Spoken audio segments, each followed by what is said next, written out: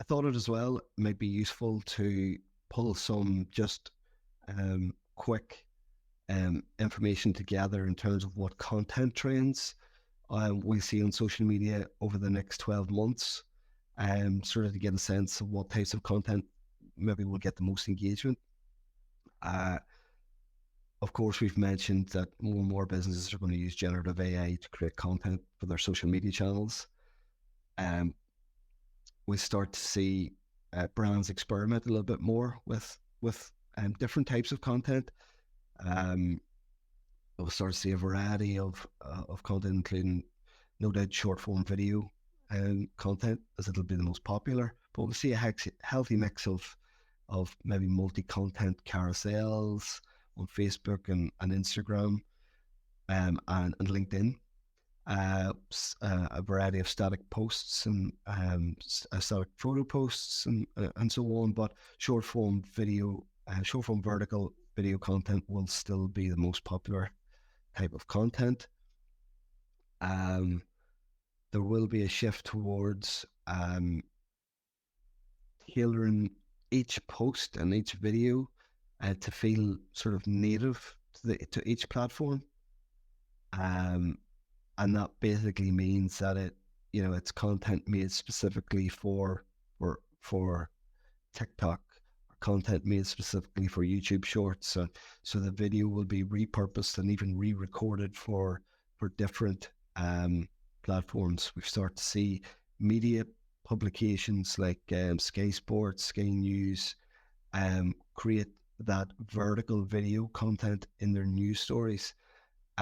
So that'll flow on to the different social media channels as well, and video content will be optimized for each specific platform rather than uploaded into multiple destinations. One of the key trends as well, I think we'll see in terms of content, is this thought leadership content that's been around for a long time, but it'll be that sort of critical differentiator for businesses and brands. To ensure that the content really stands out and it articulates something new.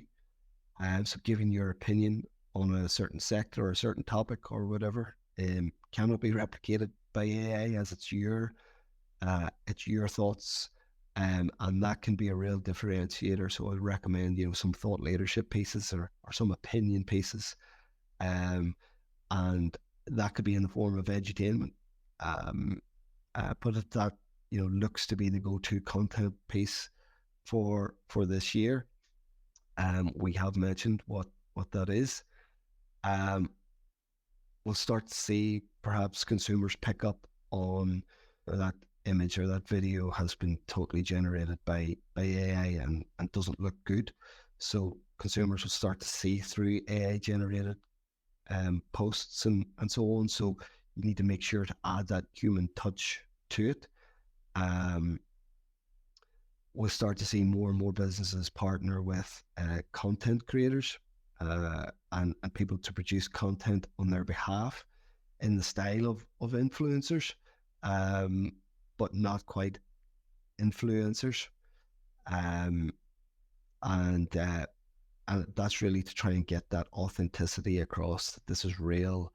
I love this product. This is what this product does, and so on. And we'll start to see that user-generated content become more valuable, and that's again feeding into that authentic piece. If you have your customers creating videos on your behalf, they're going to be real and they're going to be authentic. And we'll start to see more and more of that as it'll become extremely valuable to businesses. Some other generic trends, not specifically content trends, but we'll start to see raw content perform just as good, if not better, as polished content. Neil Patel, one of the, I suppose, globally recognized experts in digital marketing, did a study of over 100,000 pieces of video content on Instagram. Some of it was raw content, so basically, not edited, not filtered, and so on. And they compared it to polished content, which was edited, nice graphics, nice visuals, and so on. And he found that videos with little or no visual design elements actually perform better in most cases. And so we start to see raw content perform just as well as polished content. And again, that's feeding into this continued rise of that authentic creator content. There's a hashtag called hashtag no filter, and it's been growing in popularity over the years. And that's again mainly down to what consumers want. They want authentic content. They want videos and images in original formats, unfiltered, unedited. And that's what creators and brands are really moving away from, that perfectly created sort of feed and aesthetic feed, and they're switching to less filtered content. Now, that's not a new social media trend, but it's going to continue to have a strong showing in the next 12 months. Paid advertising, again, it pretty much is a necessity to really break through and reach people on social media. We'll see organic reach dwindle on most platforms unless it's really popular and viral content. So we'll see the number of brands that aren't spending money on social media will actually be quite small. We see social commerce continue to grow. We'll see. I think social commerce has been on our radar for quite a long time. It was a trend we mentioned last year in 2023, and both businesses and social media platforms have worked hard to try and refine how that works and how to convert their social media platforms and users into sales. TikTok has gotten pretty close to that with that sort of full in-platform shopping experience. And it will begin to get more and more traction over the next 12 months. We'll also start to see Amazon really ramp up its efforts to better integrate with social media platforms. They see the billions and billions of users that use their platform, but also the billions of users that use social media platforms, and they're going to try and integrate this year with the social media platforms. We'll also see niche communities and gated content continue to grow, and these sort of niche and micro communities are like smaller specialized groups of users that have common interests, hobbies, passions, and they live within that sort of broader sort of big social media ecosystem. And what they're seen as are trusted spaces with virtually no selling and very little advertising. But they're great spaces for social listening for businesses and finding out what people are talking about in relation to their market.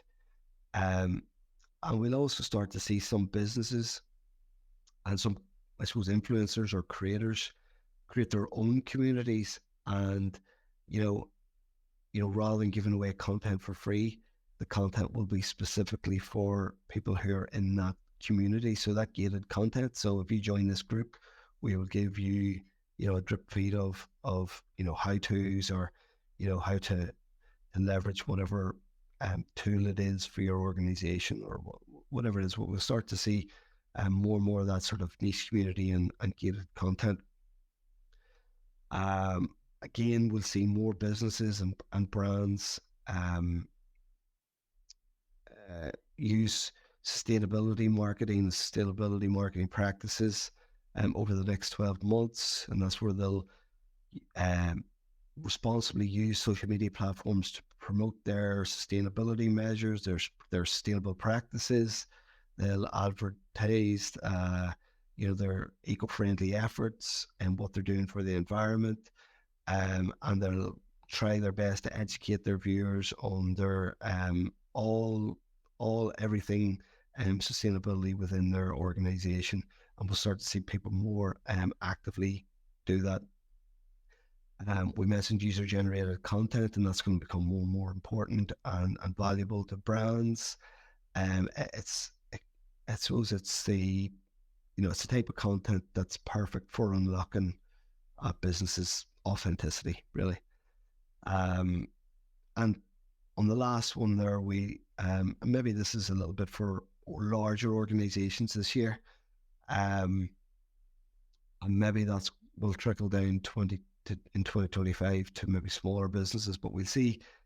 Some big businesses invest in predictive analytics and audience modeling.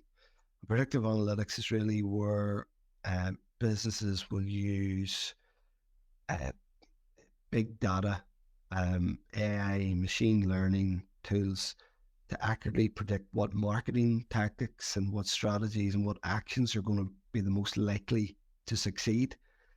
And audience modeling is really a data-driven approach,